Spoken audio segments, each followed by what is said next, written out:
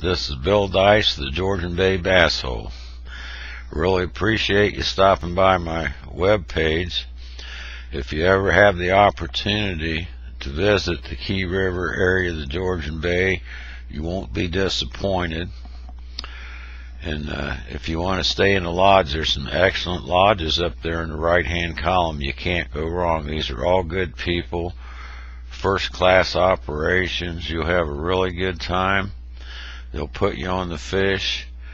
Even if you don't catch any fish, the scenery, the wildlife, just being out in the fresh air for a week or two is definitely worth it, and of great value for your peace of mind and your serenity. Gets you away from people for a while, the hustle and bustle of everyday life. It is so enjoyable. If you're lucky, maybe you'll get to see a big black bear, a moose, maybe even a wolf.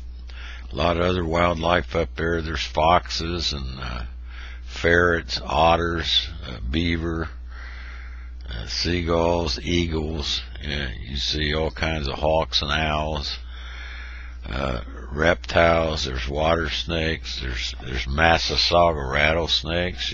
Not many places in Canada you'd ever get to see one of them. And these Massasauga rattlesnakes are absolutely beautiful animals.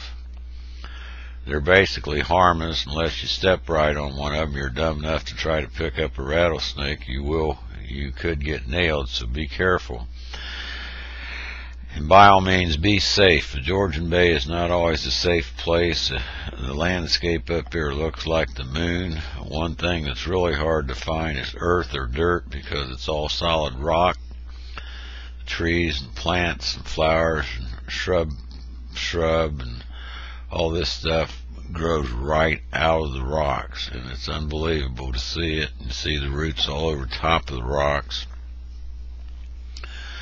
The weather up there can be nasty. Make sure you take everything you can think of, and don't forget anything because you may need it.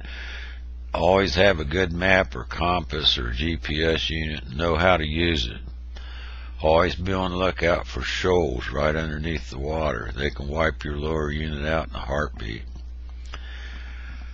Safety, weather, learn about the Georgian Bay weather, what can happen, and how bad it can get. It can get really bad up there in a hurry, and if you get caught out in it, it's dangerous. It could take your life. The water's very cold out on the big water. If you go in there, hypothermia will kill you in less than half an hour. It doesn't matter whether you're wearing a life jacket or not. The chances of somebody coming by and seeing you and picking you up are slim to none, especially after dark. Always carry on your person some kind of a blaze orange signaling device, so if you go in the water you can wave that. These people up here have learned to recognize. They see a orange flag waving out there on the horizon on the water. They're going to get out there and they're going to get you out of the water. If you don't have a flag, they probably would not be able to see you. Well, I want to leave you with that. Thanks for stopping by. I really appreciate it. My blog is very successful. A lot of people have liked it, and they've told me so. That means a lot to me. I spent a lot of years of my life up there. I love the Georgian Bay, and especially the Key River area.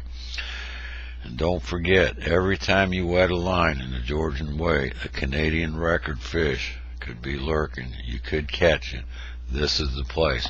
I don't care where it's a black crappie, largemouth bass, smallmouth bass, northern pike, yellow pickerel, or what we call walleyes in America, or a muskie. Believe me, the Canadian record and possibly even the world record on some of these species is in this area.